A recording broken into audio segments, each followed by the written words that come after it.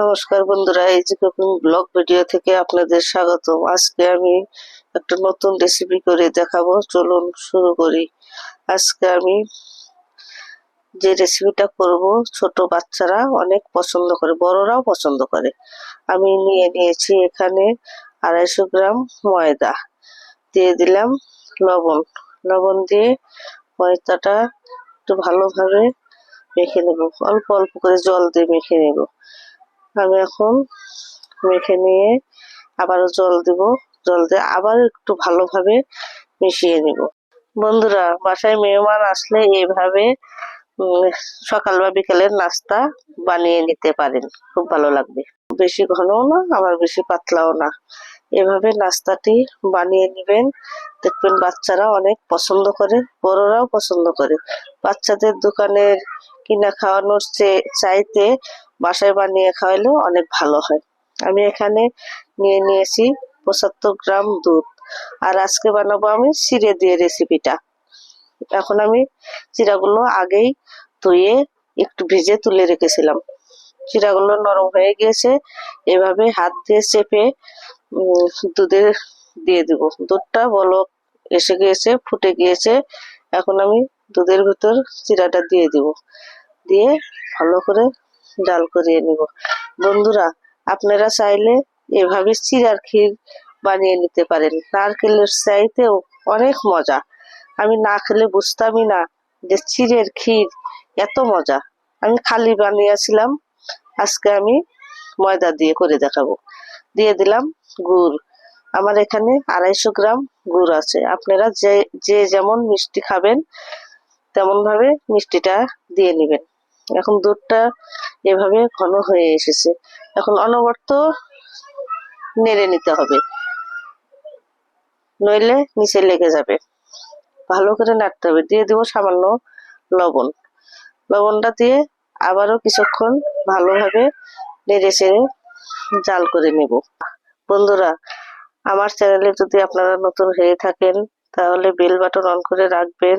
আমার ভিডিওগুলি সন্ধ্যা 6টা থেকে 7টার মধ্যে আপনার কাছে চলে যাবে। নতুন নতুন ভিডিও দেওয়ার চেষ্টা করব, আপনারা দেখতে পারবেন। এখন দিয়ে দিলাম 3 চামচ গুঁড়া দুধ। গুঁড়া দুধ দিয়ে আবারও একটু নেড়ে চেড়ে নিব। গুঁড়া দুধ দিলে টেস্ট একটু ভালো হয়, এই জন্য আবারও দুধটাকে ভালোভাবে মিশিয়ে নেব, যাতে ক্ষীরটা একটু শুকনো শুকনো হয়। বন্ধুরা, আপনারা যারা এখনো আমার চ্যানেলে সাবস্ক্রাইব করেন নাই তারা চ্যানেলটাকে সাবস্ক্রাইব করে দিবেন, অনুরোধ রইল। বন্ধুরা, তাওয়ায় একটু তেল দিয়েছিলাম, তেলটি নেড়ে চেড়ে নিয়েছি। এখন এই ময়দার গুঁড়োটি দিয়ে দিব, দিয়ে এভাবে চামচ দিয়ে নেড়ে চেড়ে নেব। বন্ধুরা, এভাবে চিড়ের ক্ষীর বানিয়ে খেয়ে দেখবেন নাস্তাটি কেমন লাগলো। নারকেলের চাইতেও অনেক অনেক মজাদার হয়ে থাকে। এই নাস্তাটি কেমন হয়েছে কমেন্টে জানিয়ে দিবেন। এভাবে বানিয়ে খেয়ে দেখবেন, মুখে লেগে থাকবে। এখন এভাবে উল্টিয়ে নেব, উল্টিয়ে একটু ভেজে নেব, ভেজে এটাকে তুলে নেব। আমার ভাজা হয়ে গিয়েছে। এভাবে একটু আর একটু নেড়ে চেড়ে নেব। প্রথমটা তেল দিয়ে দিয়েছি, আর তেল দেব না। আমি এটাকে তুলে নিলাম। বন্ধুরা, ইজি কুকিং ব্লগ ভিডিও দেখবেন এবং বন্ধুদের মাঝে বেশি বেশি শেয়ার করিয়ে দিবেন। বন্ধুরা, আবার নতুন কোনো ভিডিও নিয়ে ফিরে আসব।